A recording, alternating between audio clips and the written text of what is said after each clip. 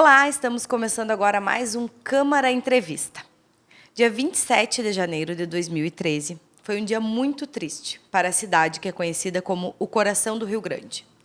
Um incêndio em uma boate vitimou 242 pessoas. Um estado e até mesmo um país viveram um luto coletivo.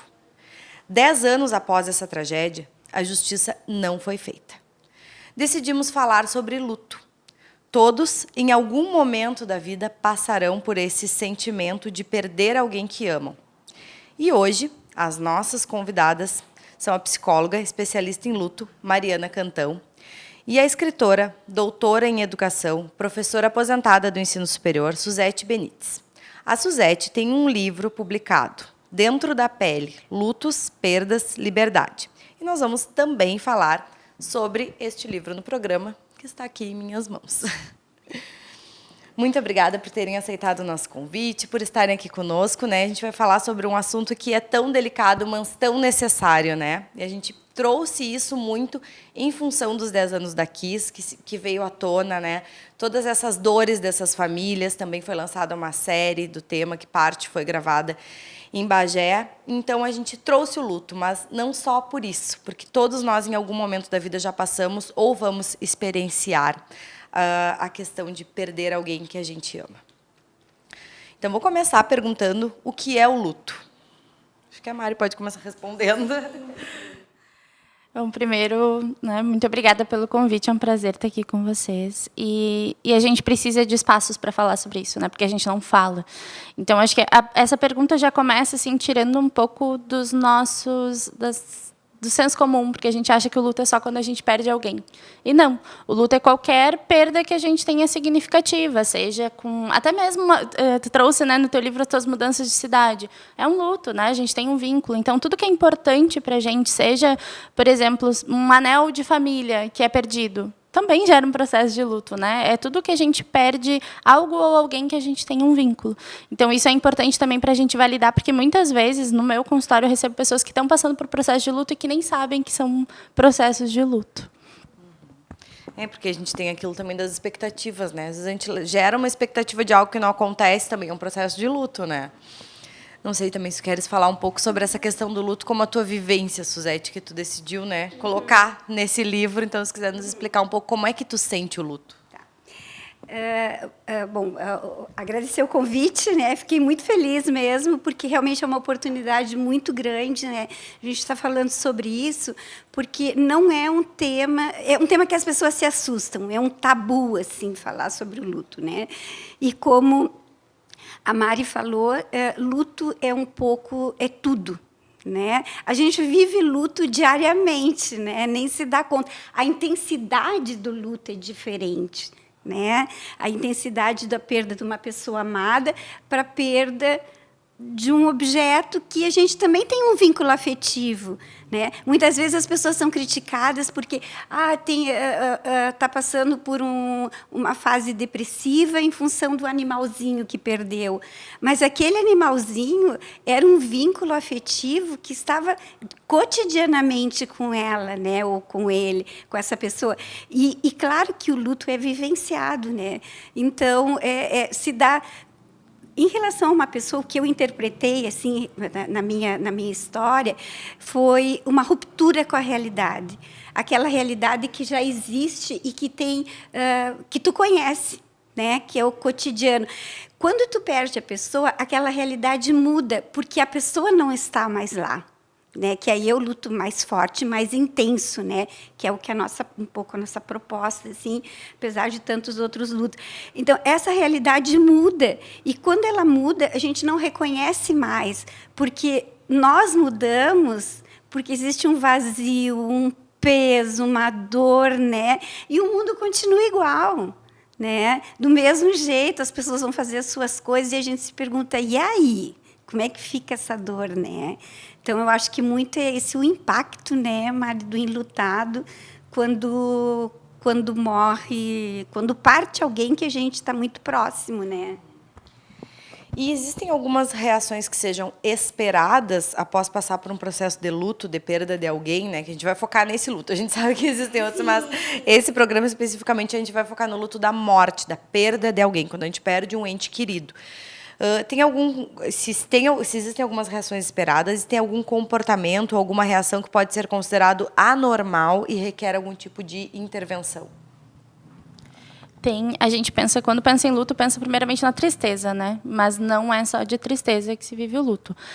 Isso é muito importante a gente pensar que as emoções, elas não são um botãozinho que a gente liga e desliga dentro da gente, elas surgem. Então, claro, tem algumas especificidades dentro de cada tipo de falecimento. Então, a gente não tem como enxergar um luto, por exemplo, por suicídio, da mesma forma de um luto de uma pessoa que faleceu com 95 anos de causas naturais, né? Os sentimentos são um pouquinho esperados de uma outra forma.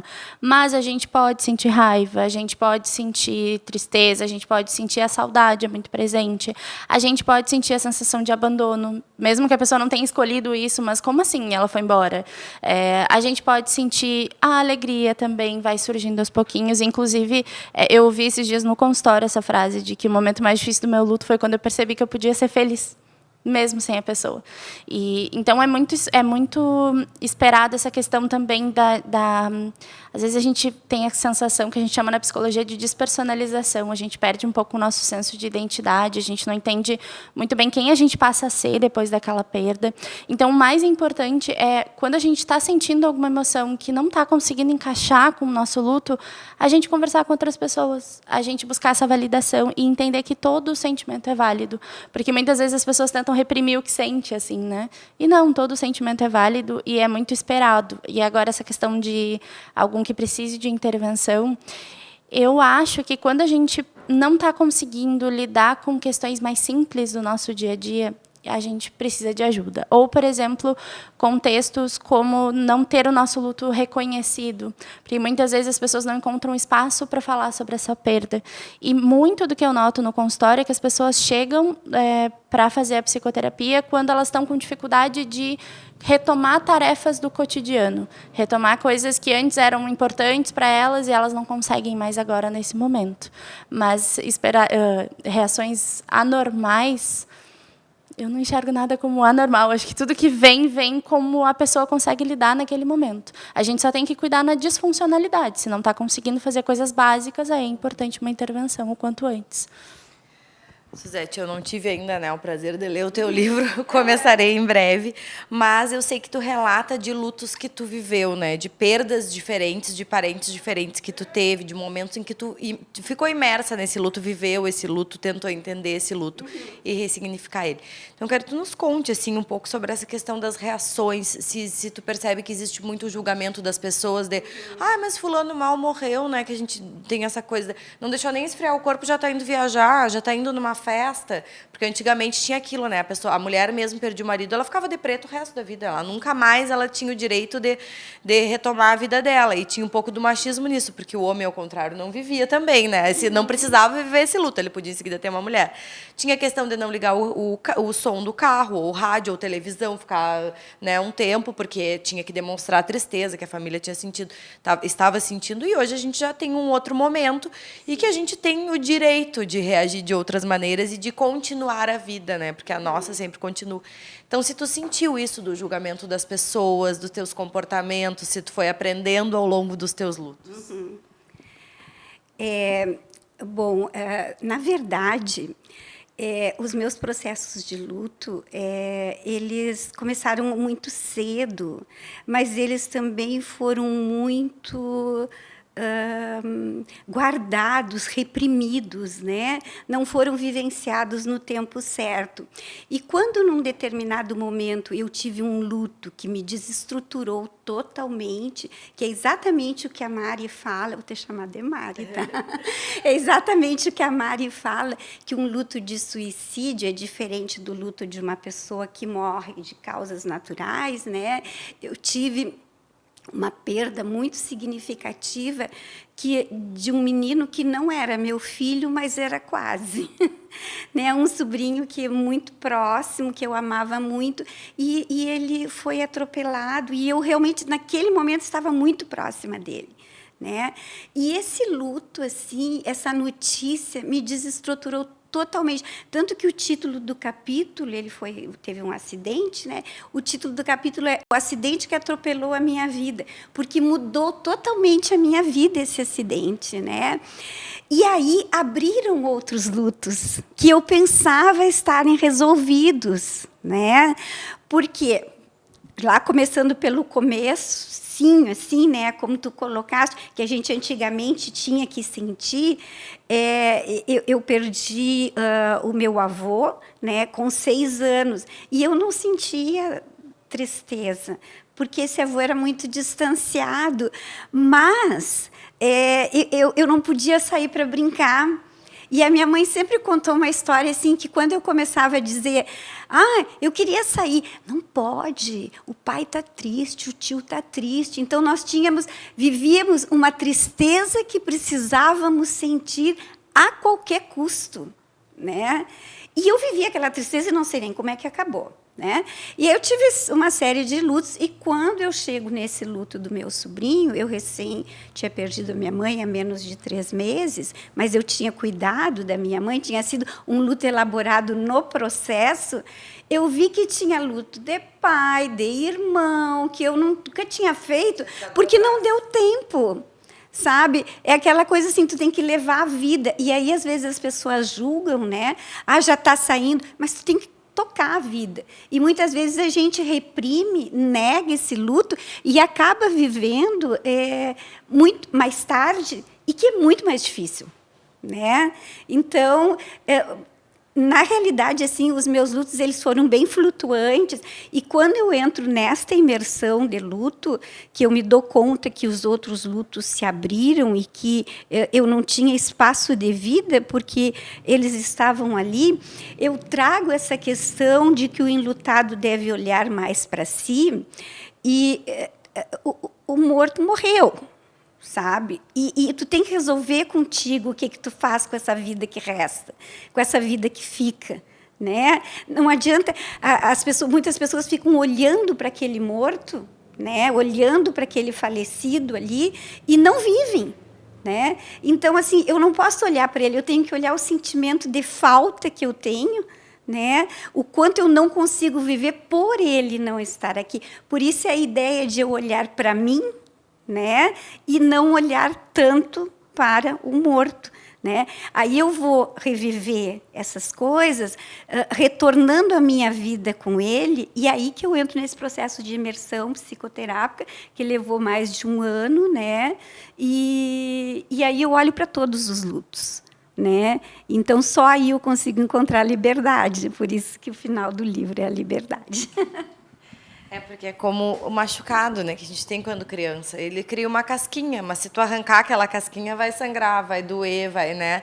E eu acredito que os processos de luto, a gente pode dizer que é assim também. A gente coloca uma casquinha e vai seguindo, mas um dia tu pode bater em algum lugar perto daquilo ali e aquela casquinha vai sair e a dor vai voltar, né? Aquele machucado vai ser como se estivesse no dia que tu fez ele, vai doer do mesmo jeito.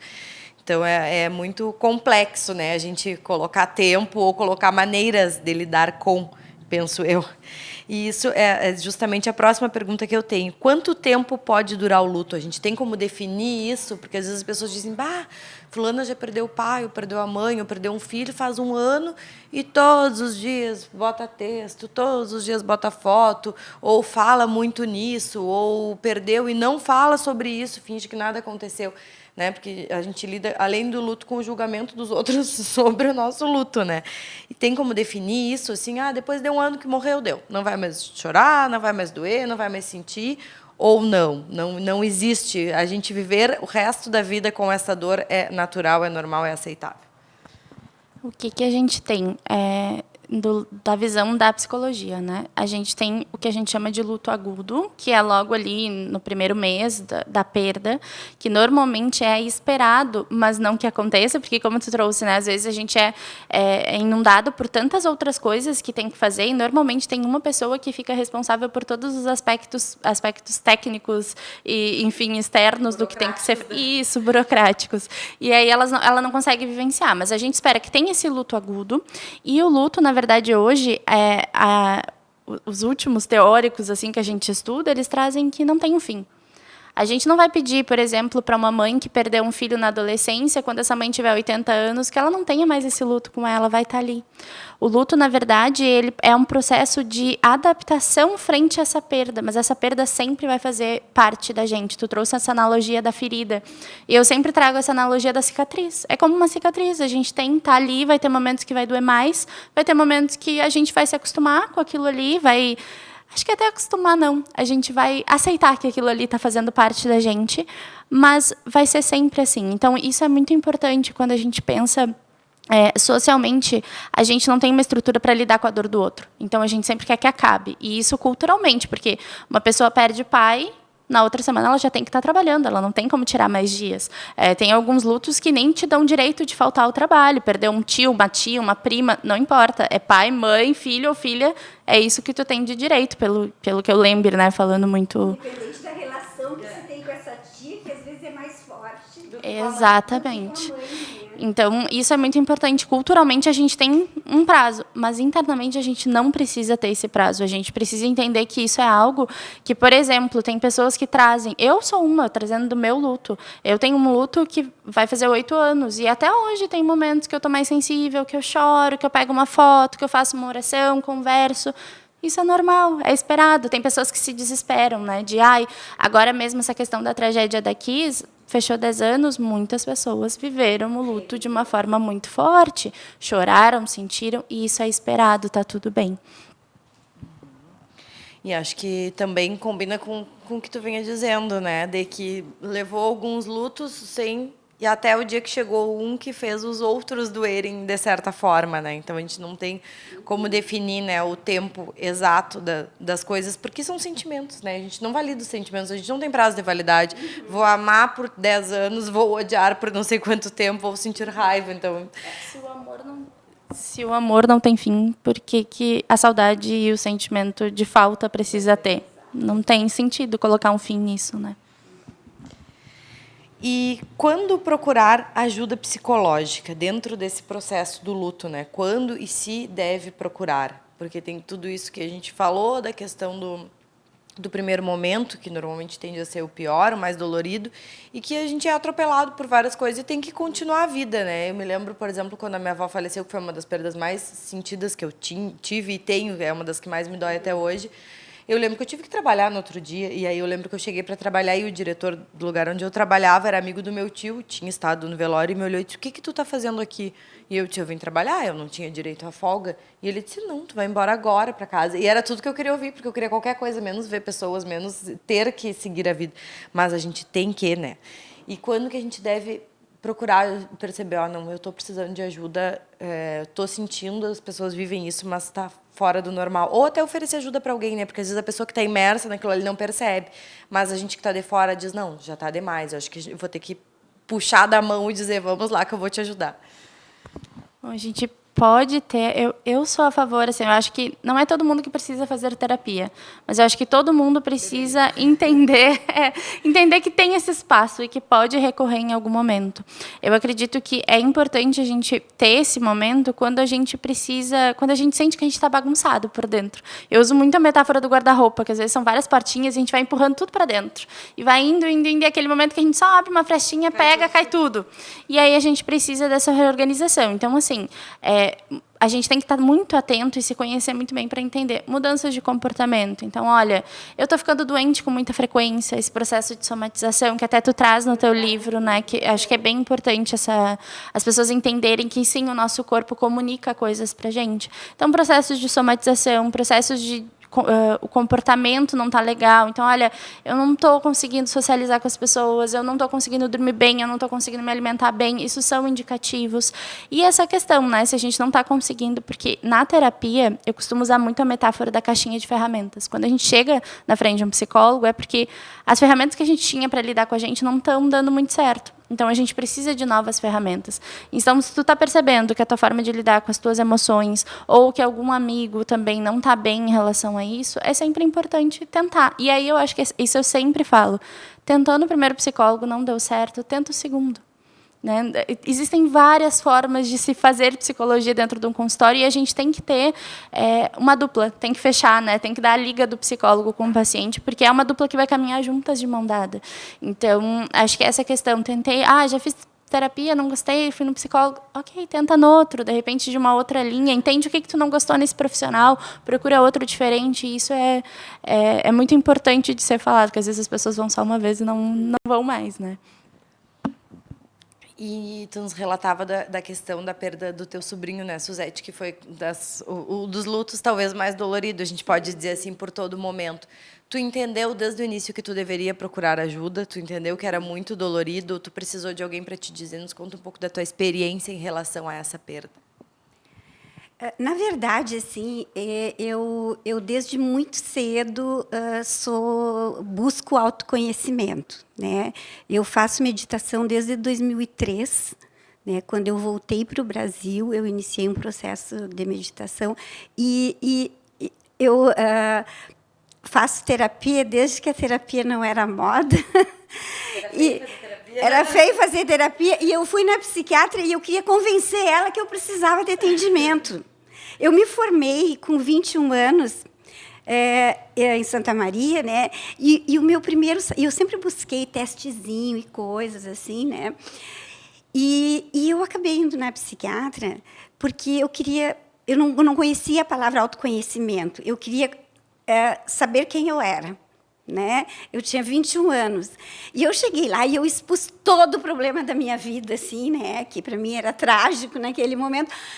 Porque eu tinha que convencer ela, senão ela vai dizer que tudo isso é bobagem, né? Porque eu tinha uma vida tranquila, né? Mas eu tinha conflitos internos muito grandes, né? Eu tive assim um apoio familiar sempre para estudar, tive uma família muito afetiva, né? O meu pai e a minha mãe foram fantásticos comigo, assim, eles apoiaram tudo que eu quis fazer, né, na vida.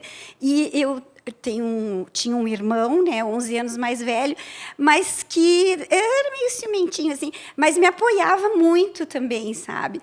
Então, assim, eu nunca tive problema, sabe, de dizer, eu quero fazer tal. Meus conflitos com meu pai eram conflitos sociais, sabe? Eu era aquela adolescente rebelde que queria conhecer o mundo, e o meu pai era aquele militar conservador que achava que tudo bem, tu quer, mas tu tem. Ele sempre me achou com muita capacidade para fazer as coisas. Vai, mas tu fica com o pezinho aqui, viu? Então, assim, meus conflitos eram esses. Só que eu tinha assim, questionamentos internos intensos, sabe? Desde as questões sociais, assim, de diferenças sociais, sabe? Da pobreza, das condições do ser humano. Então, desde muito jovem eu me questionava com isso. Então, eu trabalho o autoconhecimento desde muito tempo. Eu morei fora do país durante muito tempo também, fora de Bagé, não voltei mais. Santa Maria também voltei muito tempo depois, com outras sociedades, assim, com outras culturas, né? Mas sempre muito curiosa. Então, eu sempre fiz terapia, praticamente. Algumas vezes, não. Algumas vezes, por questões de trabalho e até por questões financeiras, que eu enfrentei fora do país, assim, eu não pude fazer. Mas eu sempre dava um jeito, sabe? Então, a busca não foi necessariamente pelo luto, né? Mas eu já vinha num processo muito grande. Só que ela mudou o foco, sabe? Porque ela mexeu com coisas muito íntimas e, de repente, assim, eu posso até dizer, com sombras e sobras. Né? Porque eu já estava me aposentando, né? Perto dos 60 anos, já tinha parado um ano antes de trabalhar, porque a minha mãe ficou doente, e eu fiquei cuidando dela. Então, mudou muito o foco, né? Porque eu entendi assim, que eu precisava ir muito fundo. Né? Porque eu não tinha... todo aquele questionamento que eu fiz a vida toda, ele voltou a ser questionado. Né? Mas eu tenho visto, Bruna, assim, no Insta, né, que a gente coloca muitas stories, essas coisas, que as pessoas, às vezes, vêm conversar no direct meio dizendo, eu me identifico contigo nesta dor, né? E eu tenho dito muito para as pessoas, procure na tua cidade uma pessoa especialista, assim, ou alguém online, sabe? É importante conversar, porque muitas vezes eu vejo pessoas que já chegam dizendo assim, faz 2 meses que eu perdi alguém e eu não saio do quarto, sabe? Então, isso já não é um comportamento assim que tu consiga dar conta, tu não vai dar conta do luto dentro do quarto, né? Tu precisa buscar apoios, assim. Eu tenho encaminhado muitas pessoas, assim, não especialmente para alguém, mas para que busquem, né? Porque são pessoas de outros lugares. Tu me perguntou isso e o que mais que tu perguntou que eu não sabia?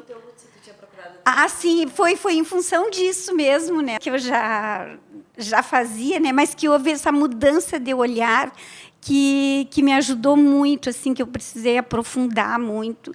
E aí eu digo que eu tive que olhar para mim, né? Para mim, porque por que a minha mãe faz falta, né? Por que o meu pai? Qual foi a minha história com meu pai que hoje ele é tão importante assim para mim? Por que naquele momento eu não tive o luto?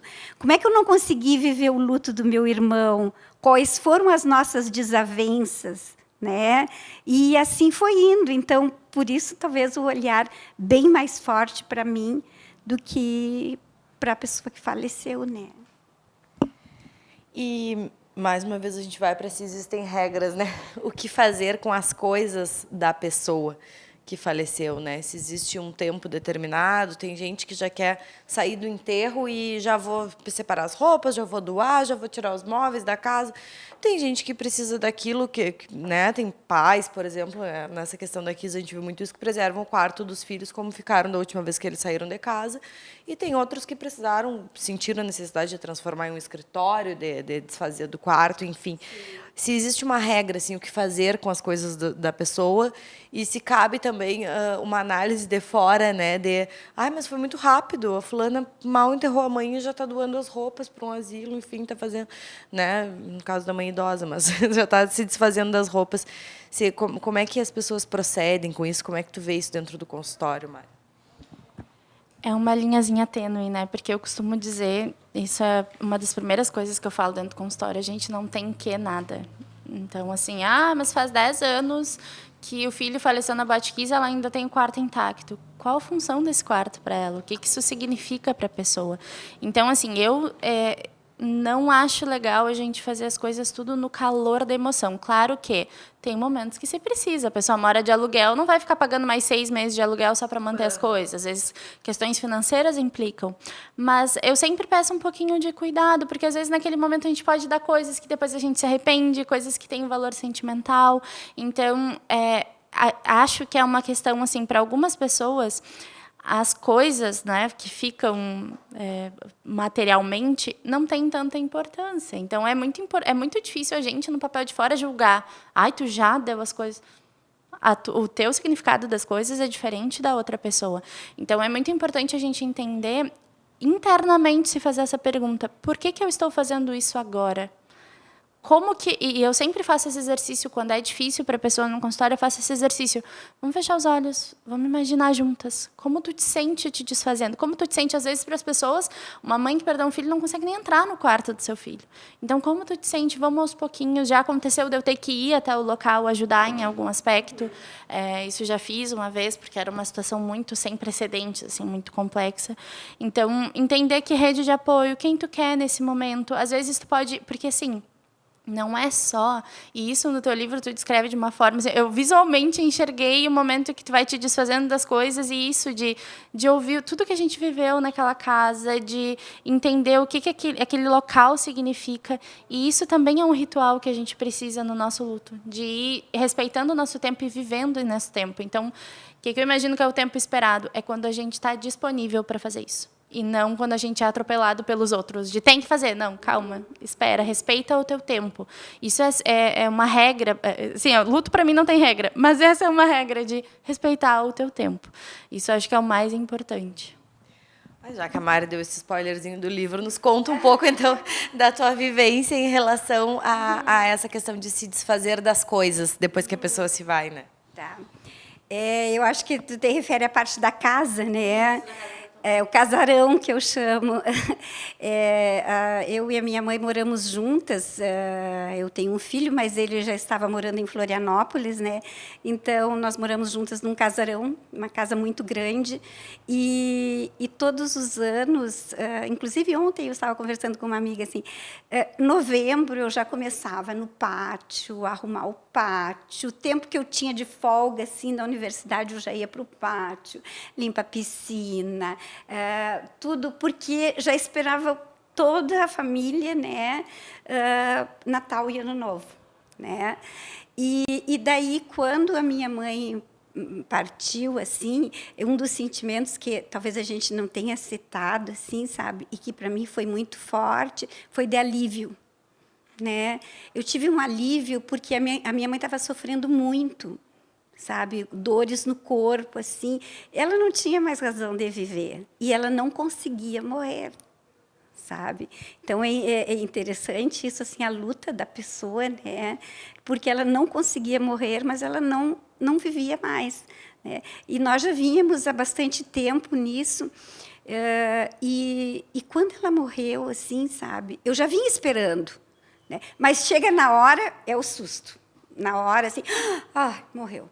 Mas eu já sabia, morreu, sabe? A gente fica daquele jeito, assim. E foi um alívio muito grande. E aí, logo eu já quis sair dessa casa, porque era uma casa grande, que eu tinha perdido uma pastora que tinha 15 anos, né? Os passarinhos tinham morrido, sabe? Todo mundo só sobrou eu e a gata, né? Eu e a gatinha. O resto, todo mundo ali do casarão já estavam indo. Então, eu precisava me desfazer daquilo ali, né? E aí foi muito difícil. E eu acho que entra muito essa questão que a Mari falou também, do adoecimento do corpo. Porque cada gaveta era cheia de coisinhas. E cada coisinha lembrava outras tantas histórias. Então, a dor que eu sentia no corpo, quando eu terminei, meu corpo estava assim desmanchado. Ao mesmo tempo, eu me emocionei muito quando eu escrevi aquela parte. E também tem muita gente que diz: eu chorei naquela parte. Eu digo, mas eu acho que foi escrito com tanta dedicação, com tanto afeto, assim, sabe? Foi tão vivenciado que cada palavra está muito forte ali. Mas porque foi muito difícil, sabe? E o casarão era enorme. Então, assim, passava um carroceiro na rua e eu dizia: o senhor não está precisando de um armário? Uma cama, sabe? Porque eu não tinha mais o que fazer com tanta coisa, sabe? E eu precisava me desfazer daquilo ali. Então, foi um tempo que eu já vinha me preparando, né? Eu já vinha me preparando para isso, mas eu acho que é bem isso mesmo. O tempo é de cada um, assim. Foi muito difícil desfazer. Eu custei para recuperar a energia, sabe, para continuar, porque é um outro desfazer-se de coisas também, né? Tem até aquela questão de, às vezes, tu abre uma gaveta, como tu falou, né? E aí tem uma caneta que tu... essa caneta, ela anotou uma receita uma vez num livro. Será que eu me desfaço dessa caneta? Será que eu guardo essa caneta? Aí tu vai guardando, daqui a pouco tu olha, tu tem um monte de coisa que, né, porque lembra alguma coisa que remete a algo que tu... Aí acredito que às vezes a gente se questiona, me questionei algumas coisas em relação à minha avó.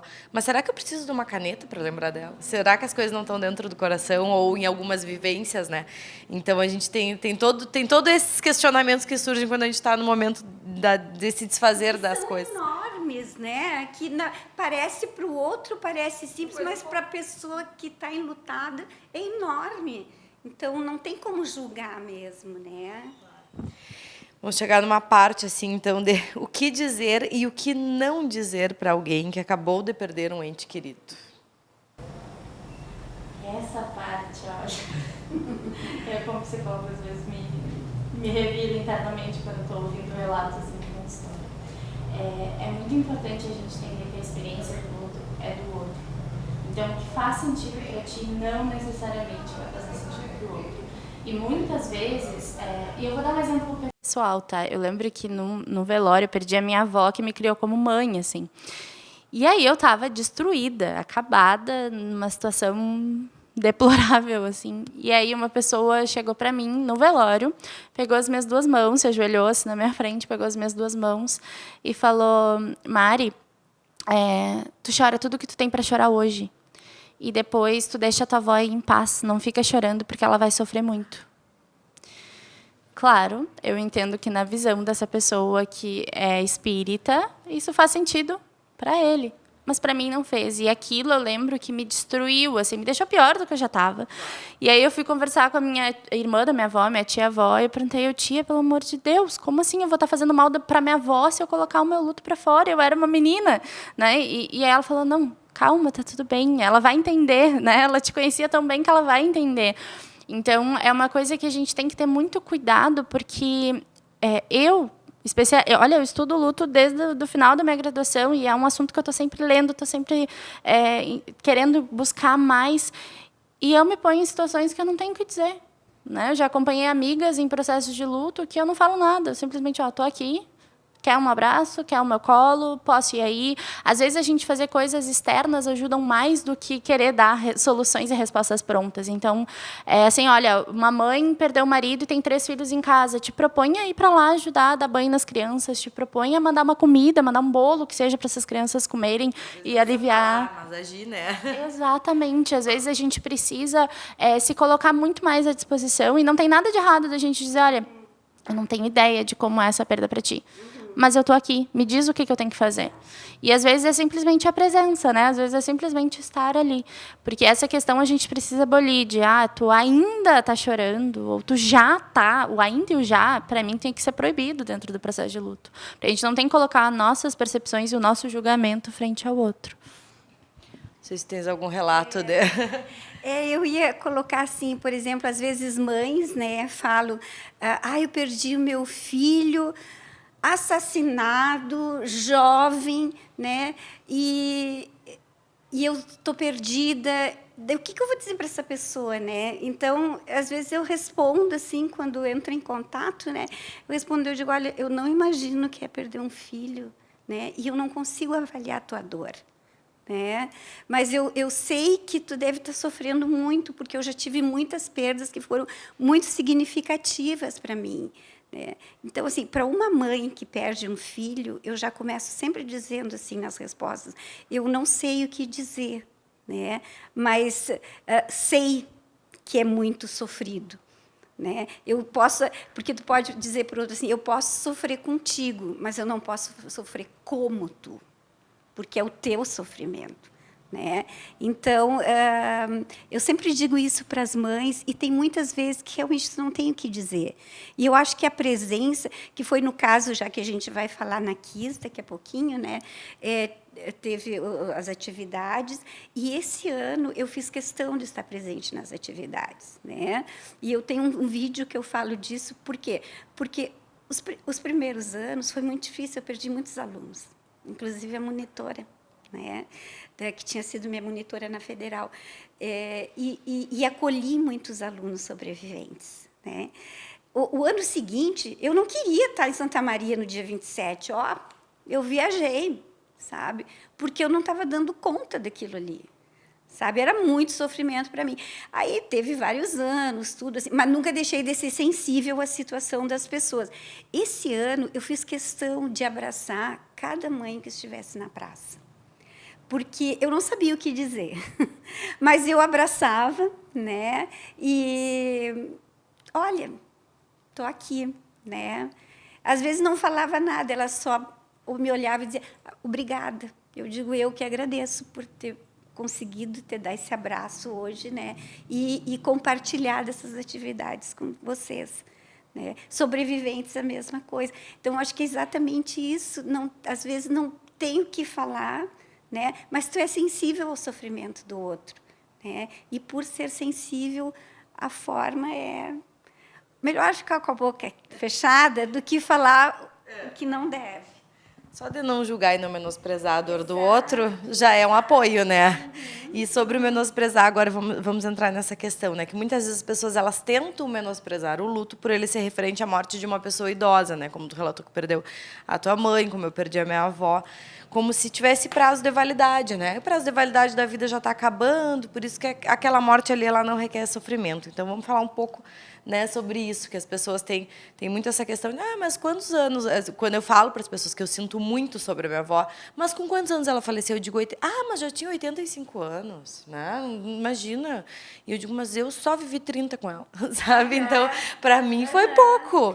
E mesmo que ela já tivesse 85, eu gostaria que tivesse vivido até os 100, 105, 110, quantos Deus permitisse que nós estivéssemos juntas. Então, acho que tem muito essa questão, né, do julgamento das pessoas. Parece que o teu sofrimento tem que ser menor, porque a tua mãe já era idosa, já estava doente, então se tu vai, né, num velório desse, tu pensa, não, a Suzete vai estar tranquila, né, cuidou da mãe, a mãe estava bem. Só que uma vez eu relatei para duas amigas que perderam a mãe, né, e aí depois disso eu escrevi um texto, porque naquele velório me veio uma coisa na cabeça, eu disse assim, tu enterrar tua mãe é tu enterrar parte da tua história junto, porque tem coisas que só tua mãe sabe sobre ti e que vão surgindo na convivência ao longo da vida, né? Como é que foi o parto, o que o médico falou na hora do parto, tem coisas que mães é que guardam dentro do coração e que relatam. E aí a minha mãe também sempre traz vivências, né, junto à minha filha, ela diz, tu também era assim, tu fazia tal coisa. E no momento que aquela mãe vai informações tuas que ninguém mais vai ter. Que ninguém mais é detentor daquilo. E não interessa quantos anos aquela mãe tem, né? Ela pode ter 90, ela pode ter 100, ela podia nem falar mais. Mas, de certa forma, é como se a tua história estivesse indo ali junto com aquela pessoa. Então, é muito complicado, mas as pessoas julgam e dizem, né? Não, mas não precisa sofrer. Já tinha 90 anos, estava doente, estava sofrendo, descansou, né? E claro que descansou, claro que tu tem o lado do alívio, que tu não quer ver quem tu ama sofrer, mas tem essa parte que é um luto e é sofrido, né? Sim, sim. É muito bonito isso que tu dissesse, Bruna, que alguma coisa, quando a mãe da gente morre, parte de nós vai junto, né? Mas partes que ninguém sabe. Né? Eu achei muito bonito isso. Exato, né? A figura da mãe é muito presente, assim, existe uma cumplicidade, né, de mãe e filha, e acaba descarregando tudo na mãe mesmo, na adolescência, assim, né? Enfim, eu vou deixar para a Mari falar essa parte sobre o sentimento da mãe, e eu queria só colocar assim, o processo de cuidado do idoso, né, que às vezes no luto depois já estava com idade, eu vivenciei muito as pessoas não respeitarem o idoso quando ele está no processo de enlutamento porque ele vai morrer. Né? Ele está com 90 anos. Mas a minha mãe é lúcida, meu pai é lúcido. A minha mãe era lúcida, mas ela vivia um processo de luto porque o corpo dela já não respondia como antes. E aí, quando ela estava doente, muitas vezes as cuidadoras vinham, que bonitinha, tadinha, rica da vozinha. Sabe? A vozinha que tem que pegar da bochecha, que tem que passar... Sabe? Trata como uma criança. É uma falta de respeito com o idoso, porque ele viveu uma vida inteira, ele tem uma história que ninguém sabe. Né? Ou então ri, porque a pessoa idosa fez alguma coisa, ou quis dançar e não conseguiu, sei lá, sabe? Eu acho isso assim... de um desrespeito, de uma grosseria com o idoso, sem fim, sabe? E, principalmente, essa falta que os cuidadores têm, às vezes, de dizer, vamos trocar a fraldinha. Sabe? A pessoa tem uma história, ela criou filho, ela enfrentou batalhas, ela teve... E agora ela é tratada como um bebê, sabe? Então, antes até de falar sobre luto, eu vivenciei isso e eu achei... Assim, eu tinha muito cuidado com as pessoas que eu contratava para ficar com a mãe e com o pai por essa questão. Até porque a pessoa já é um adulto, é um idoso, né? Como a Suzete Bentes viveu tudo. Está naquela situação que não gostaria, porque está dependendo dos outros, né? É como se tivesse regredido. E aí, de repente, ainda tem que passar por isso, né? Às vezes a pessoa nem se comunica mais, entende o que está acontecendo, mas não consegue se comunicar, e ainda tem que viver mais essa questão, não deixa de ser uma falta de respeito. Só completar, assim, tu me permite, às vezes os filhos dizem, ai, a mãe já não está mais sabendo fazer isso, sabe? Não consegue mais. Sim, não consegue, mas encontra uma forma, né, de que... e até porque o mundo exige uma pessoa sempre ativa. O mundo tem que entender, a sociedade tem que entender que o idoso ele não está mais para ser ativo. Eu li uma postagem da Rita Lee esses dias, agora foi dia do rock, semana do rock, não sei. Ela botou assim, não exijam nada de mim. Eu sou uma senhorinha de 75 anos que levanta todo dia, toma o seu café e quer viver o resto do tempo que lhe falta. Só, sabe? Eu não sou rainha do rock, eu já vivi, já fiz o que eu tinha que fazer. Eu quero viver assim, tranquila com as minhas plantas aqui, sabe? Não exijam nada de mim, né? Porque também deve estar sendo cobrado. Então, essa exigência, às vezes, faz com que ou tu responde à altura, ou tu te torna meio imbecilizado naquele contexto, assim, né? Perfeito. Então, nos conta um pouco, Mari, sobre essa questão do menosprezo à dor de perder uma pessoa idosa. É que a gente tem que pensar que, claro, culturalmente choca muito mais, né? Perder uma criança de uma forma trágica vai chocar muito mais do que perder uma pessoa que já está no adoecimento. Mas te ouvindo, assim, eu fico pensando, sim, tem o luto da pessoa, né? Que vai vendo que a mobilidade não é mais a mesma, que a cognição vai se modificando, mas também tem o nosso luto de entender que, bom, a minha mãe, agora eu preciso fazer um pouco de espaço de mãe dela, né? De que a gente precisa ir colocando as pessoas de uma outra forma, realocando. E é muito importante a gente pensar que quando a gente perde alguém de gerações atrás da nossa, a gente também perde um papel. Porque a gente se torna outra coisa. Porque quem perde os pais fica órfão. Agora é a gente por a gente mesmo. E a gente também precisa ir passando os nossos lutos. Eu passei por uma fase agora que eu tive amigas com perdas gestacionais e eu fiquei pensando, meu Deus, os lutos estão chegando cada vez mais perto. E aí a gente vai vendo os amigos perdendo os pais, a gente vai vendo as pessoas perdendo a saúde, de certa forma. Então, cada fase da nossa vida, a gente também vai tendo experiências de luto. E essa questão de o que a gente chama de luto não reconhecido, a gente inviabiliza a perda do outro. E isso eu sempre tento buscar trazer isso assim, para os pacientes que passam por essa situação e até para pessoas próximas, que isso diz muito mais respeito a quem não consegue ter essa empatia e quem não consegue te olhar com integridade no teu sofrimento do que a ti e a tua dor. Não é a tua dor que está errada, é o que o outro é a dificuldade do outro nesse momento. Então é muito importante a gente entender que não existe um termômetro para a dor. Não existe uma dor que seja... Eu sempre falo isso no meu Instagram, sempre que eu coloco isso, as pessoas... Tem muito, assim, das pessoas se reconhecendo de que a pior dor sempre vai ser a tua. E a gente precisa enxergar isso, porque se a gente deixar para... eu não vou sentir porque eu perdi a minha avó, que tinha 90 anos. Porque tem gente que perdeu a mãe com 3 anos. Olha essa dor, a pessoa nem teve como conviver. Aí a gente nunca sofre. Aí a gente nunca vai sofrer, então, porque sempre vai ter alguém numa situação muito pior. Então, é muito importante a gente entender que a nossa dor sempre vai ser a pior. E se alguém não está conseguindo validar isso, não é o local que tu vai ter acolhimento. E aí a gente busca outras formas saudáveis de suporte. E agora tu falou nas perdas gestacionais, que é a próxima pergunta que eu preparei justamente sobre isso, né? Quando as mulheres elas sofrem a questão do aborto, as pessoas julgam também, né? Porque era apenas um feto, por que está sofrendo, né? Não sabia nem o nome, às vezes, não sabia nem o sexo, ainda não tinha uma história com aquele feto, com aquela criança. Mas eu acredito, né, na minha opinião, que não é como profissional, mas como pessoa, que no momento que tu pega aquele positivo, criam-se expectativas, né? E no momento que aquilo se perde, as expectativas todas são perdidas e é um processo de luto também, né? Tu já começa a imaginar como seria, pensar em nomes, pensar em quartinho, né?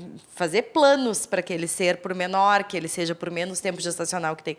E no momento que tu perde, eu acredito que também é um processo de luto, né? Mesmo que muitas vezes sejam... A gente pode estar falando também sobre o aborto espontâneo, sobre perder e não tem o enterro, não tem o velório, não tem o caixão, mas é uma perda, é uma morte, né? Exato. Exatamente. É a perda de toda a expectativa que a gente cria, é o que a gente chama na psicologia de mundo presumido, que é tudo que a gente imagina do nosso futuro. E aí tu trouxe, bom, desde que a gente pega o positivo, às vezes até antes, né? Às vezes até mulheres que nem estiveram grávidas ainda e já, por exemplo, passam por um processo de infertilidade ou por algum momento que possa causar uma dificuldade de engravidar de uma forma natural. Então, é muito importante e isso é muito... As pessoas tentam, de novo, né? Aquela questão da sociedade tenta tapar a tua dor, de logo tu vai engravidar. Não inviabiliza, né? É muito importante. Tem muitas pessoas que chegam e contam a história da família. Olha, eu sou a terceira filha, porque antes de mim a minha mãe engravidou e perdeu 2 vezes. É isso, é a gente botar também essa perda fazendo parte. E tem muitas pessoas hoje que estão fazendo isso, né? E a gente fala, né? A gente pode dar, e aí vai de cada pessoa. Tem mães que têm sua gravidez ali, independente de quantas semanas, e que vão sempre levar, né? Olha, eu tive um bebê, às vezes nem nome tem, mas foi o meu primeiro filho. Então, é muito importante a gente também dar espaço para essas mulheres. E aí, quando a gente fala de perda gestacional, a gente foca muito na mulher. E sim, a gente tem que focar, mas a gente não pode esquecer que tem um pai ali. E que por mais que na realidade brasileira muitas crianças nem nome de pai têm na certidão, mas existem pais que querem, que idealizam, que sonham esse sonho junto e que muitas vezes são silenciados, até em processos de maternidade, quando o bebezinho nasce prematuro, às vezes se prioriza mais a mãe e a gente também precisa ter um olhar para o pai, né? E para os sentimentos dele, né? E também uma coisa importante assim que eu aprendi assim nessa imersão de luto, né, foi que eu tive irmãos, né, que a minha mãe perdeu. A minha mãe tinha RH negativo e naquele tempo, né, não, as coisas aconteciam assim. Ela teve meu irmão e depois ela teve várias gestações que não persistiram, né? Ela acabou perdendo.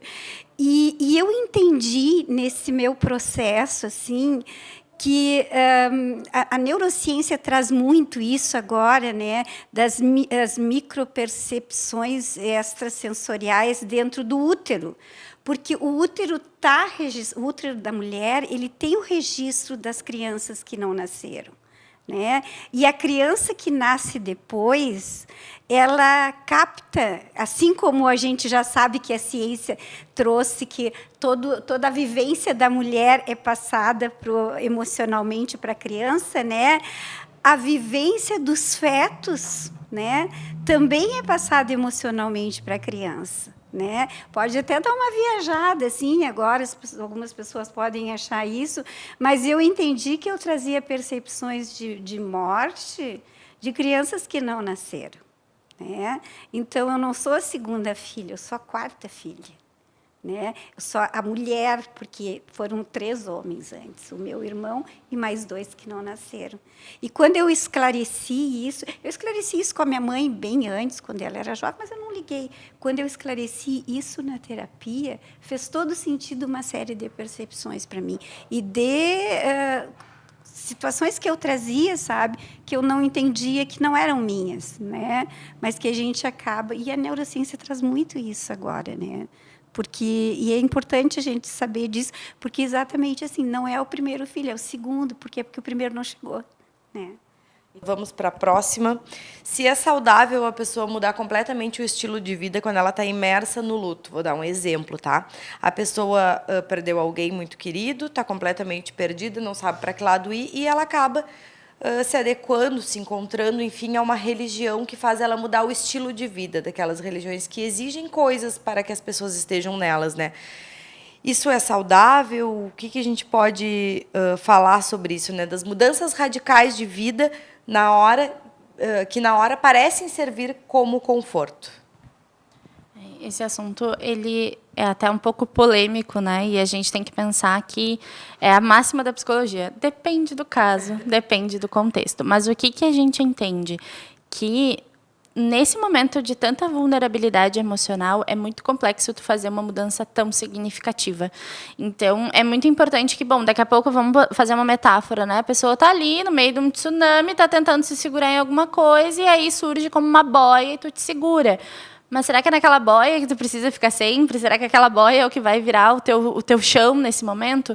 Não necessariamente. Então, acho que é uma questão que, sim, a gente pode usar religião, a gente pode usar outras técnicas, essas terapias integrativas, complementares, enfim, surge tantas coisas como uma forma de alívio.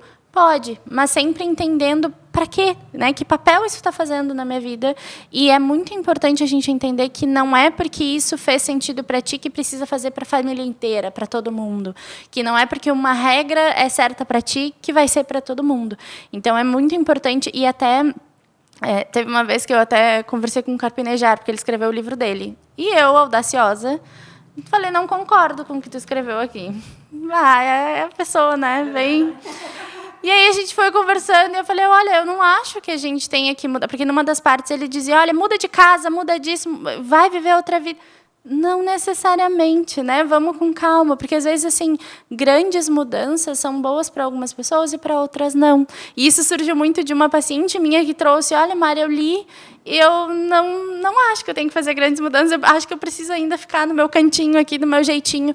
Ok, respeita o teu tempo, novamente essa questão. Então, acho que é importante a gente entender que às vezes, a perda nos desorganiza totalmente e a gente precisa ir construindo aos pouquinhos o nosso senso de identidade, quem a gente passa a ser a partir dessa perda.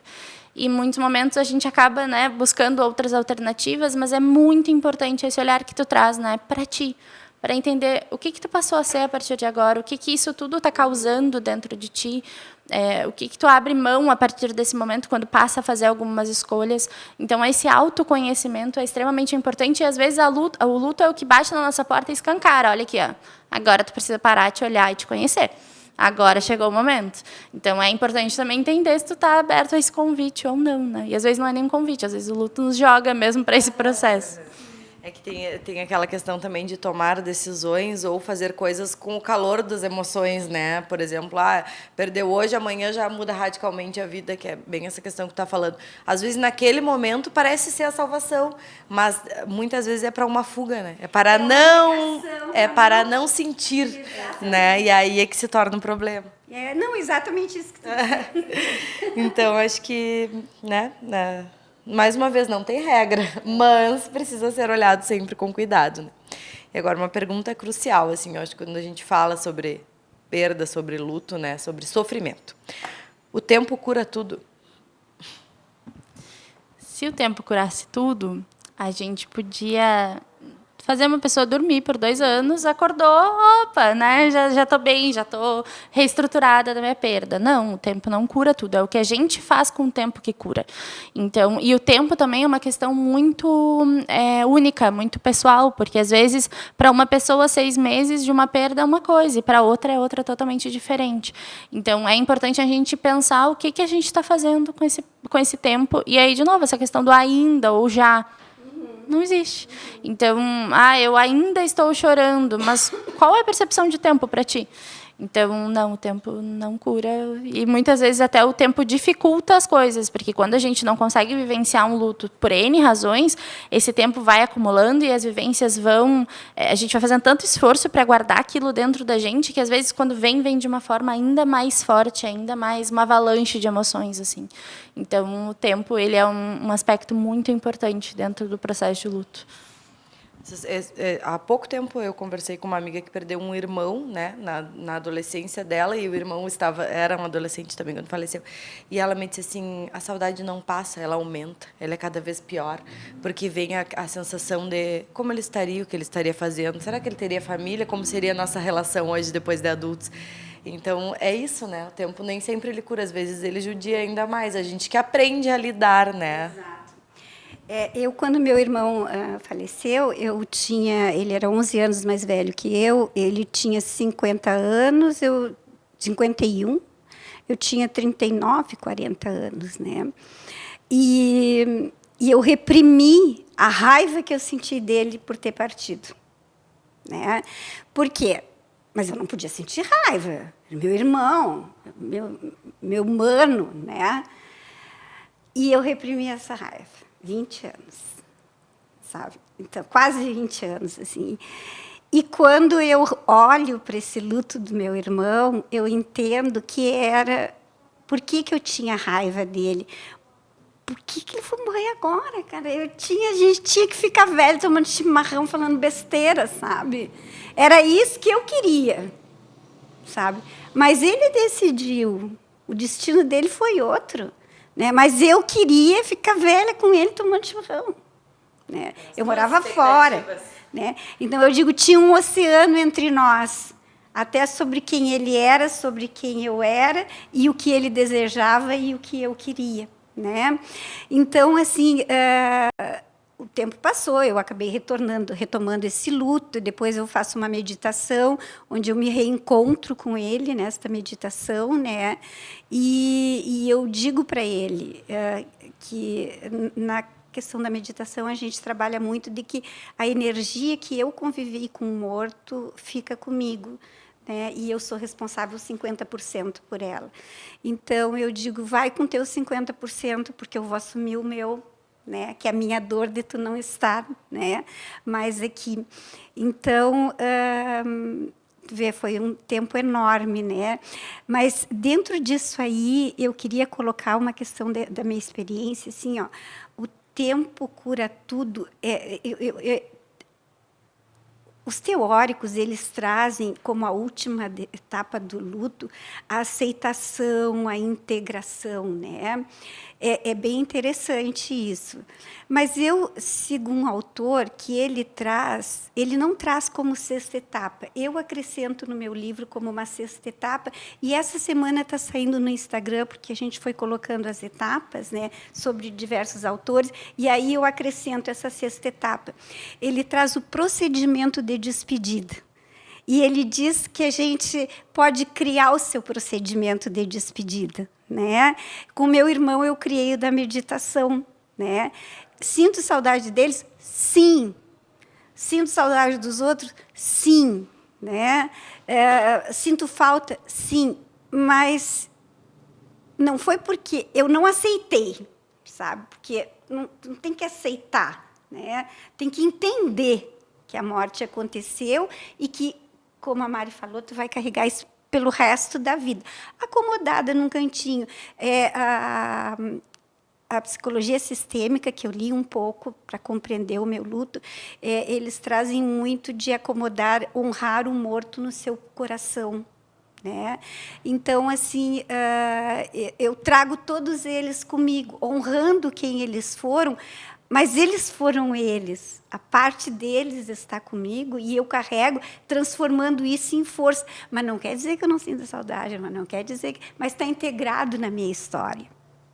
Então, a gente precisa integrar tudo isso, né? E eu acho que é assim que a gente consegue viver durante o tempo, né? Depois de ter se despedido, e vai, porque essa parte que a gente viveu é minha, esse 50% eu dou conta. Eu não preciso dar conta dos 100%, né?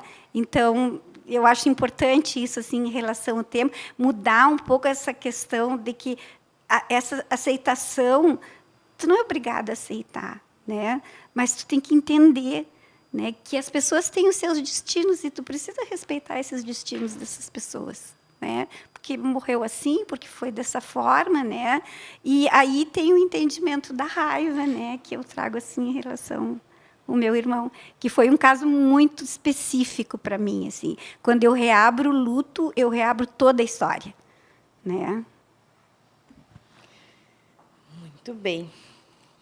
Por que a morte, que é algo que é a única certeza na vida, que a gente nasce sabendo que vai chegar para todo mundo, é algo que nos faz sofrer tanto e nos desestrutura tanto, e é algo para o qual a gente nunca está preparado. E eu digo isso porque a minha avó, que foi essa que é uma das minhas maiores perdas, a avó era espírita e era muito evoluída e lia muito, e ela sempre dizia assim, ó, eu tô com a minha mala pronta, eu posso partir a qualquer momento. E aí, por muitos anos, todo final de ano, ela fazia um piquenique com os netos de despedida, porque ela ia morrer naquele ano. E ela fez isso por muitos anos, até que o meu avô faleceu antes dela. E ela preparou o meu avô para ficar viúvo. E até que o meu avô faleceu antes dela, e, de repente, ela entrou numa depressão, porque ela, que era tão preparada para a morte, que preparava todo mundo para ela partir, ela não se preparou para perder alguém, então, né, que ela já tinha perdido o pai, a mãe, enfim, mas aquele marido não, porque ela dizia que ela ia morrer antes, ela tinha muito mais problemas de saúde do que ele, E ela preparava ele para ficar viúvo, preparava os netos para ficarem sem ela, e de repente ela se viu na situação de ter que lidar. E eu me lembro da minha avó enfrentar uma depressão em seguida que meu avô faleceu, em função, acho que muito disso, né? Então é uma coisa para a qual a gente nunca está preparado, por mais que pareça, por mais que leia. A avó lia muitos livros espíritas, frequentava o centro espírita, fazia aula de estudo, tinha uma visão linda da morte, sempre nos falou muito bem sobre a morte, sempre disse que a morte não era sofrida, pelo contrário. Mas ela, naquele momento, se viu daquele jeito. Então, por que a gente nunca está preparado para esse momento, mesmo tendo certeza que ele vai chegar para todo mundo? É que, na verdade, a gente não tem uma explicação do porquê que isso acontece. Bom, algumas religiões, algumas filosofias de vida podem te explicar, te trazer um certo grau de entendimento, mas ninguém entende. Ninguém entende. E é muito difícil, porque é algo que, numa sociedade tão imediatista como a gente vive, que a gente tem que ter o controle de tudo, é uma coisa que a gente não tem controle. E é algo... Até ontem eu estava conversando com a nossa amiga em comum, né, com a Silvia. Silvia, é algo que a gente não entende, porque, às vezes, as pessoas, né, que têm uma saúde super boa se vão antes das pessoas que têm uma saúde super comprometida, enfim. O que eu acho que é tão difícil é... O luto, ele ainda é um tabu. E eu acho que depois da pandemia passou a se falar mais, pelo menos. Aí é muito difícil eu medir, porque na minha bolha se fala bastante. Mas eu lembro de experiências que fizeram parte da minha vida e que talvez hoje me ajudem a falar sobre a morte de uma forma tão leve. Quando eu era pequena, eu lembro que eu perdi um porquinho da Índia. E era meu bichinho de estimação, eu tinha 5 aninhos, e eu lembro até hoje, do momento que a minha mãe me acordou, do momento que a minha mãe falou que o Jack, que era o nome do bichinho, tinha falecido. E eu lembro da posição que eu fiquei, do que eu pensei, e aquilo não foi escondido de mim. Eu pude fazer um velório para o Jack, eu pude botar uma caixinha, fazer um desenho para ele. Eu sei até hoje onde ele está enterrado, na árvore, ali perto do Orcamp, onde eu morava. Então, eu já fui introduzindo aos 5 anos nessa ideia de que, sim, tudo que está vivo pode morrer. E, às vezes, a gente vê pais na tentativa de fazer com que os seus filhos não sofram e que coloque essa criança nessa bolha para se blindar o sofrimento, trocando peixinho, comprando outro gatinho preto, como se a criança não fosse perceber. A gente subestima. Então, é importante a gente ir criando uma educação para a morte. A gente precisa falar sobre isso, a gente precisa abrir espaço para isso. Teve uma outra vivência que é muito marcante para mim, que na época da escola, eu já estudava em Porto Alegre, eu acho que eu devia estar no 8º ano. Faleceu um menino que era de um ano anterior ao meu, mas que ele estava num processo de câncer. E eu lembro que era uma dúvida. Minha mãe depois me comentou que era uma dúvida que eles tinham de como levar, né? Como é que a escola ia lidar com esse menino. E a escola inteira foi para o pátio. Era uma escola católica, então se fez uma oração, se soltou balão, se fez uma homenagem. E eu lembro daquilo de pensar, nossa... Isso, assim como tem a morte, tem a vida, e ele está tendo espaço para falar sobre isso.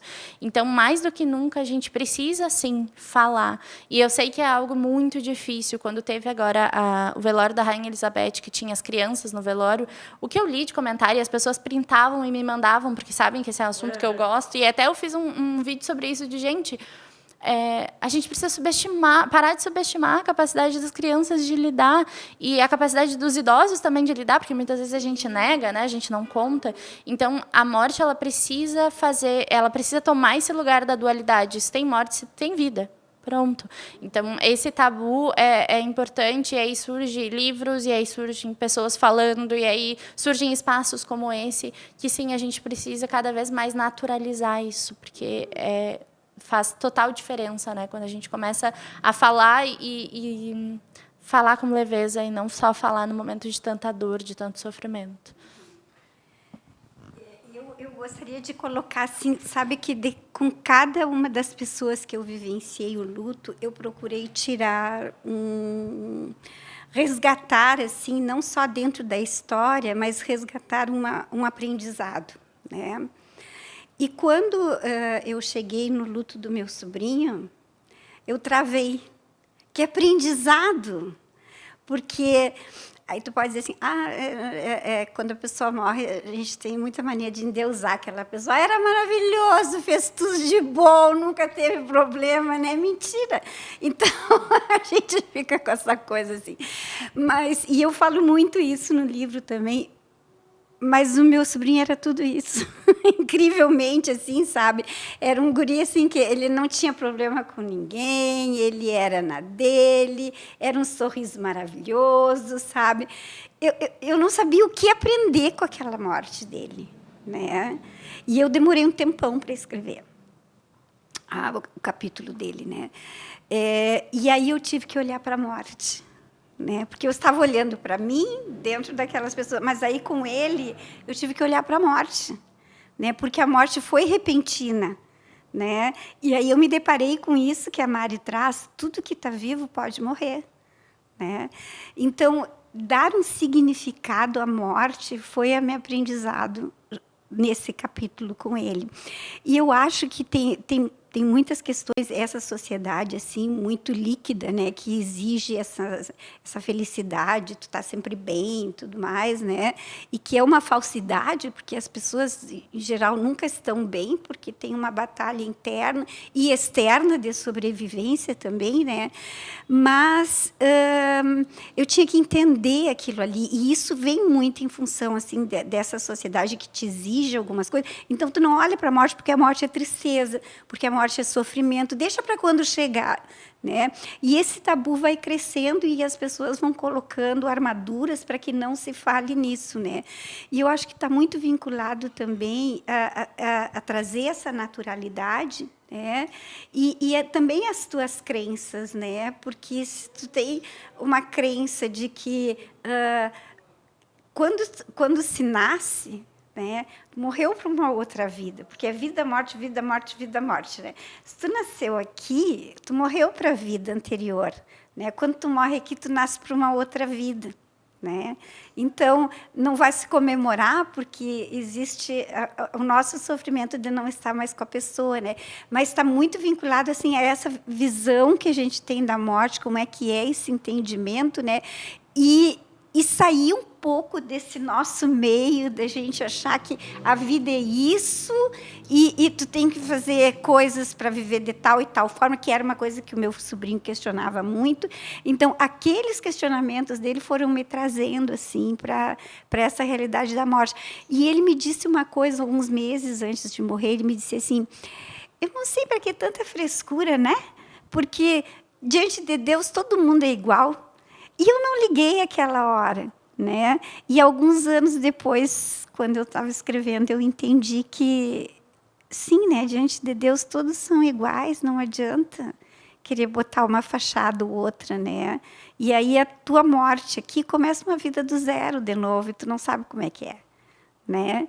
Então, acho que tem muito assim das crenças, né? E desse olhar que vem da experiência, né? De não mistificar essa morte, né? E naturalizar isso, né? Achei bem importante isso também. Eu tinha uma outra questão agora, que eu acho que a gente já falou bastante ao longo do programa, mas vou trazer de volta, né, que nós temos o livro da Suzete, que eu vou ler, e acho que quem se identificou com parte do nosso assunto, todo mundo já viveu, né, ou vai viver o luto em algum momento da vida, né? A minha filha tem 6 anos e ela perdeu a bisavó quando ela tinha 4 anos, e foi uma coisa muito repentina, né? Foi praticamente de um dia para o outro, de uma quarta para uma sexta-feira, e aquela bisavó ajudava a cuidar dela, e era uma pessoa, né, lúcida, inteira, fazia comida, fazia tudo, e ela estava sempre presente, ajudava a cuidar dela, e eu tive esse mesmo comportamento. Eu disse: eu não vou esconder dela isso. Eu disse: eu só não gostaria que ela de levá-la até o velório, que ela não é a imagem que eu gostaria que ela ficasse da avó.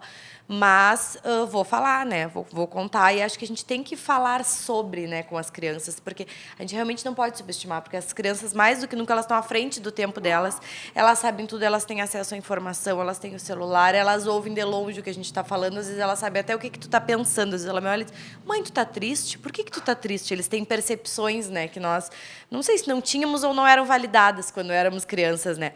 Então, eu sempre achei importante isso, a gente tem que sentar e conversar.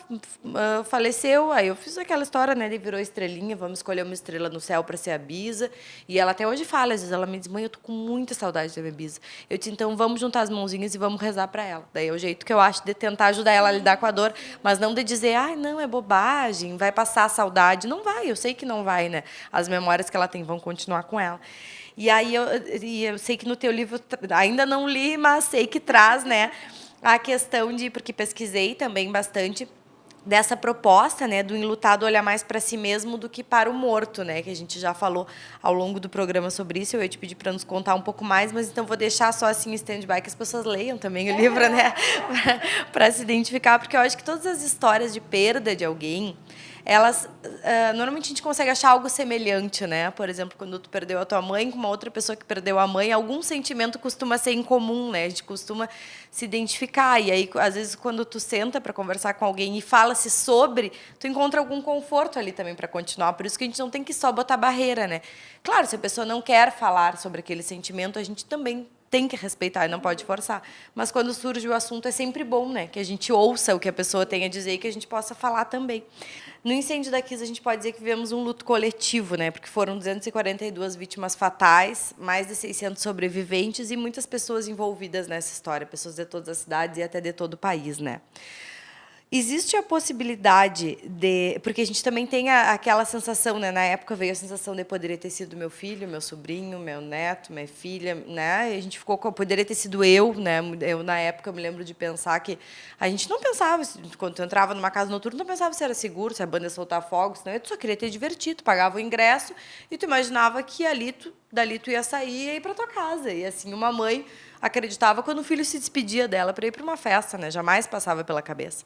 Eu acredito que o evento da Kiss, né? A tragédia da Kiss é um divisor de águas na vida de todo mundo. Nunca mais se teve tranquilidade, né? E, ao mesmo tempo, se exige certos cuidados quando se entra em alguns locais e quando frequenta alguns locais. Então, essa sensação de poderia ter sido eu, poderia ter sido alguém da minha família, ela talvez traga, né, a possibilidade maior de empatia e pode tornar mais ou menos difícil esse luto, ou a gente pode dizer que realmente não, cada mãe que perdeu um filho lá, porque a gente sempre fala, né, perder uma mãe e um pai, tu te torna órfão, mas quando tu perde um filho não tem nome para isso, né? Porque não, a gente diz que não é a lei da vida, não deveria ser a lei da vida, né? Deveriam sim os filhos se despedirem dos pais e não ao contrário. A gente pode dizer que esses pais podem ter se sentido um pouco mais acolhidos em função das pessoas terem um olhar maior para essa dor deles, de pensar, poderia ser eu, aquela mãe que estou chorando. Ou isso daí não aumenta ou diminui o luto deles? Eu vou dar a minha percepção, mas eu queria muito a tua, que vivenciou lá, tá? Eu acho que sim e não. Porque, sim, deve ter tido muitas pessoas empáticas, muita rede de solidariedade, muita rede de apoio, mas, ao mesmo tempo, teve muito julgamento. Teve muito questionamento, teve até entre os pais ali, né? Alguns querem a justiça, outros julgam quem querem justiça e querem viver o seu luto de outra forma. Então, acho que foi um luto coletivo, mas, ao mesmo tempo, até vou trazer uma vivência minha, tá? Que me marcou muito, porque eu tinha 18 anos no acidente e eu estava numa festa naquela mesma noite em Porto Alegre. E eu lembro de detalhes de tudo, assim, e eu lembro a sensação quando eu fui acordada com a mãe do meu ex-namorado, no menino que eu namorava na época, e ela falou: liga para tua mãe, ela tá te ligando, ela precisa ouvir tua voz. E eu: o que está acontecendo? Eu falei que vocês estão aqui, tá tudo certo. E a minha mãe ficou naquilo, assim, sabia? Porto Alegre, Santa Maria. Eu não tinha nenhuma ligação com Santa Maria. Eu estava em Porto Alegre. E eu lembro até hoje, assim, das questões do que eu ouvi, porque a gente ficou ouvindo na Rádio Gaúcha. Então, lembro as cenas da Netflix. Eu tinha essas cenas na percepção de ouvir, né, dos jornalistas. E eu lembro até hoje da minha mãe, todas as festas que eu ia, ela me mandava lista. Ela tinha uma lista no celular de festas em Porto Alegre que se podia ir e não podia depois do que aconteceu. E depois isso foi em janeiro, em fevereiro, março, eu fui para o Carnaval em Minas Gerais. E lá eu ouvi uma piada sobre a Kiss. E eu lembro que eu estava numa piscina e aí tinha pessoas lá de Minas, e aí quando ouviram o sotaque, né, perguntaram: de onde é que tu é? Eu sou do Rio Grande do Sul. E aí fizeram uma piada que eu me nego a reproduzir, mas eu lembro que eu saí chorando da piscina. Eu saí chorando e pensando, eu lembro exatamente do meu pensamento: meu Deus, como as pessoas não entenderam a complexidade do que está acontecendo. Como que as pessoas não se colocam no lugar, né? Eu que não tinha nada a ver com a tragédia, senti, e aquilo me doeu como se o cara tivesse... Eu acho que se ele tivesse me dado um tapa, não tinha me doído tanto quanto o comentário infeliz. Então, essa questão de, sim, a gente vive um luto coletivo, mas, ao mesmo tempo, algumas pessoas não conseguem ter a capacidade emocional e, às vezes, até cognitiva, do entendimento, do respeito, porque a gente tem que aprender a respeitar os outros e muitas vezes a gente ainda não aprende como sociedade, E acho que esses pais passaram muito mais do que a perda dos filhos. Eles passaram um julgamento, né, e que se tem até hoje, porque essa questão agora, eu sou uma pessoa que quando teve julgamento, eu não estava falando sobre isso com ninguém, porque eu não estava a fim de ouvir opiniões contrárias e talvez desrespeitosas ao que eu acredito. Então, acho que sim e não nessa pergunta. Pode ter tido, mas ao mesmo tempo acho que eles foram expostos a estressores recorrentes muito significativos também. Conta um pouco da tua percepção, Suzete, que viveu isso, né? Sentiu também mais próximo. Tá perfeito, né? O que tu colocaste assim. E, inclusive, assim, à medida que a Mari foi falando, e eu fico toda arrepiada assim quando a gente entra nesse tema, né? E eu posso dizer assim, eu tive um envolvimento direto, mas nem tanto, né? Por quê? Eu digo nem tanto porque meu filho não estava lá. Né? E os grupos que ele vivia também não estavam. Né? Ninguém tinha participado. Assim. Mas a gente viveu fortemente esse luto, assim, que reabriu agora com esses 10 anos. Né? Mas eu tive assim, acolhi muitos alunos, né, sobreviventes, também perdi muitos alunos, né, e uma menina em especial que foi minha monitora quando eu trabalhava na escola técnica no colégio técnico na Federal, com o qual eu não consegui falar com a mãe. Eu acho que uns 5 anos depois a mãe foi conversar comigo pelo Face. Eu disse: desculpe, eu não consegui falar contigo durante todos esses anos, porque eu conhecia a mãe também. Né? Enfim, eles tiveram acolhimento, esses pais, sim, por pessoas mais sensíveis, né, que têm alguma condição interna, cognitiva e emocional capaz de elaborar isso, exatamente como a Mari coloca, mas teve muito, muito julgamento, inclusive assim, por que tu deixou a criança sair? Era uma criança, por que tu deixou sair? Né? Por que não foi? Por que né? Ou gente que... Nossa, nem é bom repetir quantas coisas assim, sabe? Se ouviu lá. E, no decorrer do tempo, quando se montou aquela tenda da resistência ali na praça, os pais foram agredidos por outros pais, né, que diziam: vocês continuam com isso, a cidade precisa se desenvolver. Vão chorar até quando? Né?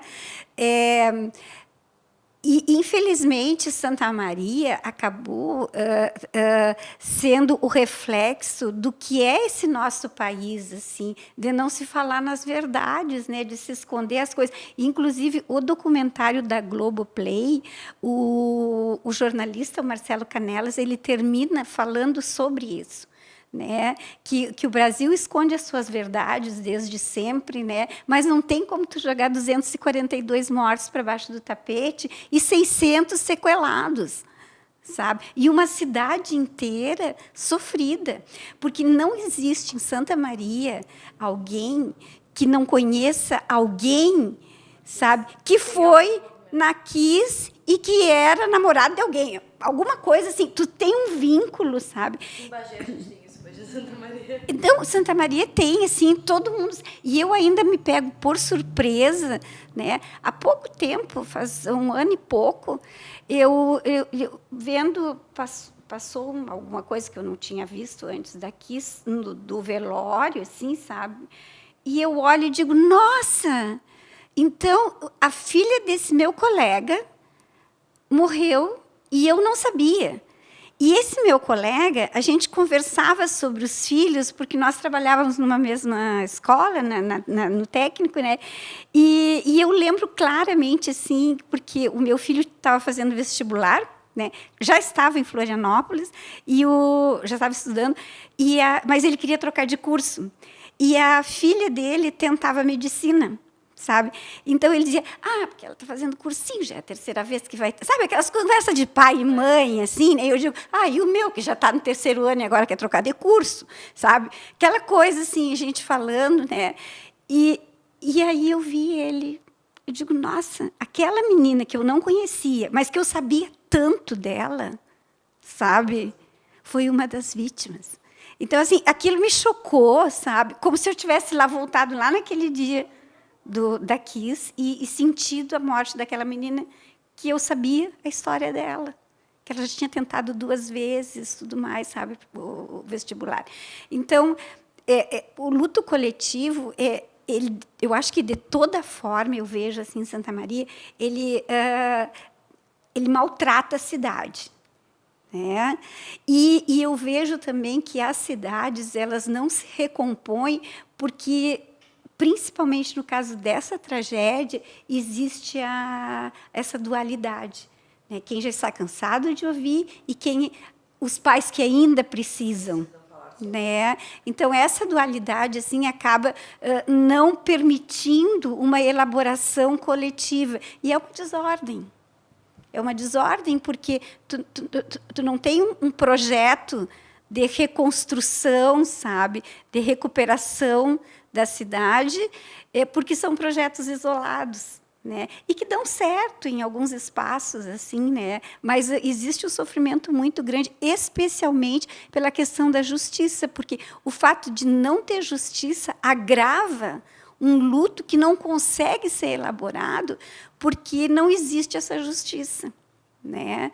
E por mais que a gente, e ainda assim, né, sem críticas, mas muitas pessoas dizem, mas foi o que Deus quis. Né?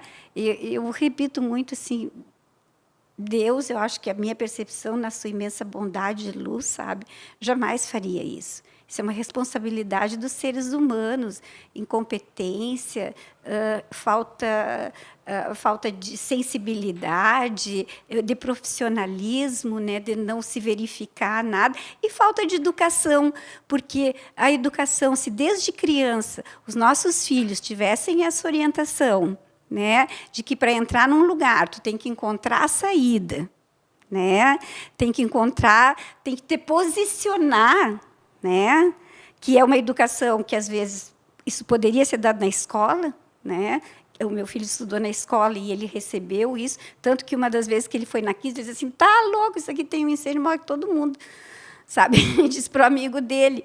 E ele sempre fica do lado de fora das coisas, sabe? Mas ele diz isso, eu não me sinto seguro no Brasil, dei num lugar, numa balada, sabe? E eu viajo para outros lugares, eu vou, porque eu tenho medo.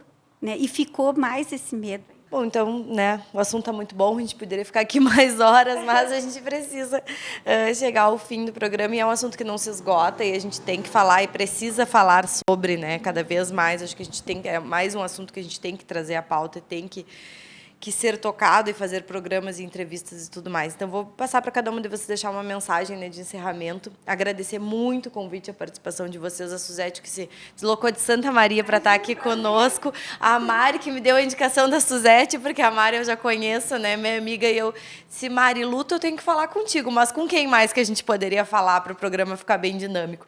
E aí a Mari me indicou a Suzete, entrei em contato, a Suzete prontamente disse que estaria em Bagé para participar do programa. Então, agradeço muito de coração vocês duas por a gente estar aqui falando, né, sobre esse assunto que a gente tem que falar sobre luto. A gente tem que tentar... Cada um vai viver da sua forma, né, mas no que a gente puder, né, sentar com um amigo, com alguém que a gente sente a vontade de falar sobre o que a gente está sentindo, eu acredito que ajuda a sobreviver ao luto, né, e levar ele de uma forma talvez mais leve, se é que existe uma forma mais leve de viver com a saudade, né, que acaba sendo eterna. Então, vou passar para cada uma de vocês deixar uma mensagem de encerramento, que eu também separei depois uma mensagem para a gente encerrar esse programa.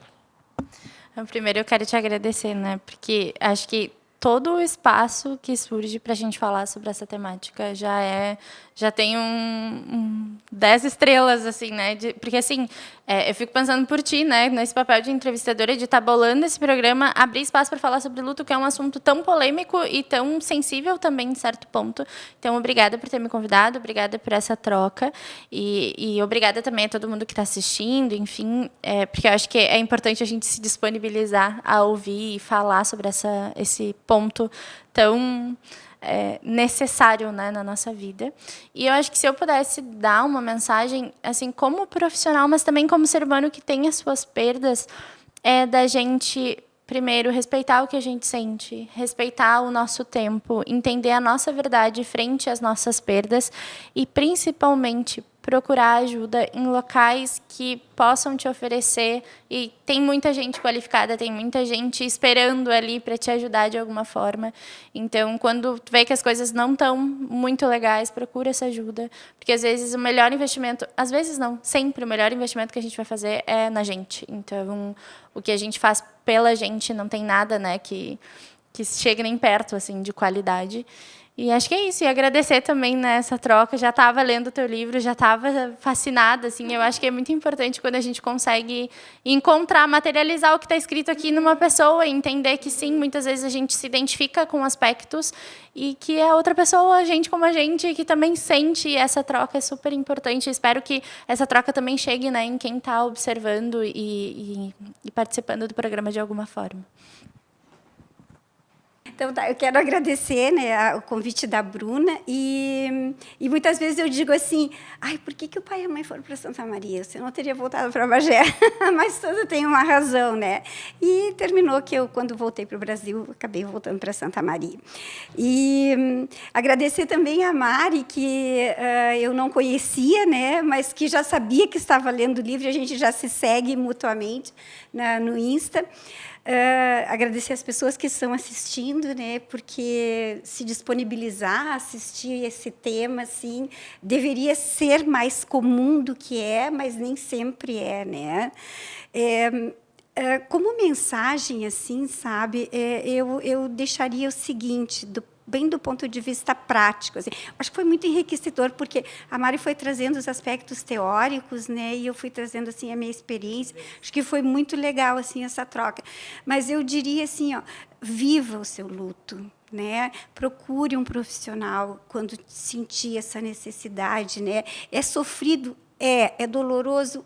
Mas não passe por cima. Porque só quando a gente consegue viver realmente, olhar, como eu digo, para as nossas sombras e sobras, que isso é letra de uma música, que eu acho que a gente consegue encontrar o sentido dessa morte, né? E trazer uma liberdade que te liberta do morto e te liberta dessa vida também. Não que eu seja preparada para outra, não é isso, a gente nunca está, mas te traz uma concepção diferente, te traz um mundo novo, assim, que não é esse fechado na dor, na perda, no sofrimento, ou não quero olhar, né, negar, né, e passar adiante, porque mais tarde a conta chega, né? A conta chega e tu tem que pagar, né? A vida cobra. O que a gente não aprende na primeira vez vai se repetir uma segunda, uma terceira, uma quarta, porque a gente precisa aprender. Né? E aí, nesse olhar, ter capacidade de se olhar assim, é quebrar padrões, é romper com crenças, é voltar lá para as nossas sombras, né? E carregar essas sobras com a gente, assim, e fazer alguma coisa com elas, né? Então, assim, a mensagem que eu digo, que eu deixo é essa: por mais difícil que seja, olhe para o seu luto, para a sua perda, porque você consegue. Né? Consegue superar, né? E os profissionais estão assim aqui para isso, né? E também essas escritas assim, que eu acho que traduzem bastante, né? E auxiliam muito na experiência do outro, né? Não como receita, mas como um olhar, né? De quem já viveu. Muito bem, então, né? Continue ligado nas nossas redes sociais da TV Câmara Bagé. A gente coloca sempre nossa programação, também canal 16 da NET, 5.3 TV aberta. E, né, o Câmara Entrevista acabou tendo esse novo formato e a gente está tratando de assuntos cada vez mais presentes no nosso dia a dia. Então, se alguém tiver alguma indicação de assunto, pode entrar em contato pelas nossas redes sociais e nos passar a indicação de algum profissional também que possa enriquecer o nosso programa.